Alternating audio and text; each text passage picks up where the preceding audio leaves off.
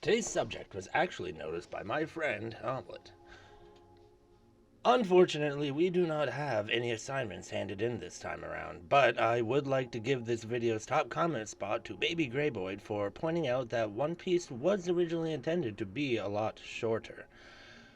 So, a lot of these changes in writing are mainly due to this, and why other story beats were potentially made up later on to fill character slots for different factions that had to be made to support the new length of the story.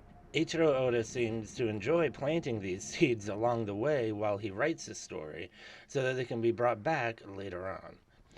On that note, today's video will be on, and hear me out, whether or not Kiwi and Mozu are celestial dragons. Now, before you click off this video for such an absurd statement, that was just the original idea for this video. There was one point I found that almost proves they are not, but they are most likely from noble descent. Let's take a look at the youngest we see these two sisters. Tom had just completed the sea train, and there was a grand opening for her that certain individuals were allowed to ride on for his maiden voyage.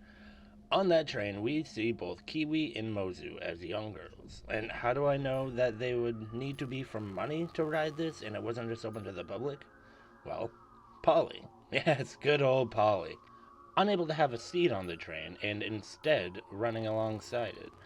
Placed in this scene for what I believe to be a contrast and a symbol of the less financially fortunate. Now, if they are nobles and for money, why did they end up with Frankie? We all know living in these families is not fun.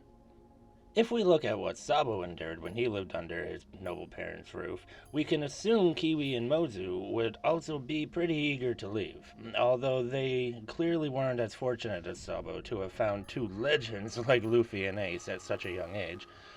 So these two would most likely sneak out when they could and hit the bars in hopes to meet someone they could run away with. This would explain how they went from riding on a sea train for its maiden voyage to staggering out of a bar years later when we see Frankie take them in. My final point that I hope drives this all home is that when I was asked why Kiwi and Mozu follow Frankie everywhere before thinking about this, I really had no answer. No other Frankie family member does this, and it's not like they have any sort of relationship with Frankie. So let's go back to using Sabo as a reference again. What happened when he was discovered by his parents after having run away from them? They did not hold back on methods to bring him back into the household and continue his upbringing as a noble. If it wasn't for these three brothers' ridiculous willpower and resilience, that would have been it for Sabo. And I believe that is why Frankie keeps these two girls at his side wherever he goes, so to protect them from being taken back to their noble families. This is also how I know they are not celestial dragons and instead nobles, because with celestial dragons, once you leave their nest, they will not let you back in, no matter what you do. I have been trying to make assignments I give you more universal, as not everyone is a major fan of One Piece, but a lot of you are here because you are. So I will give two assignments, and you can hand in only one if you would like, although both will be taken as extra credit.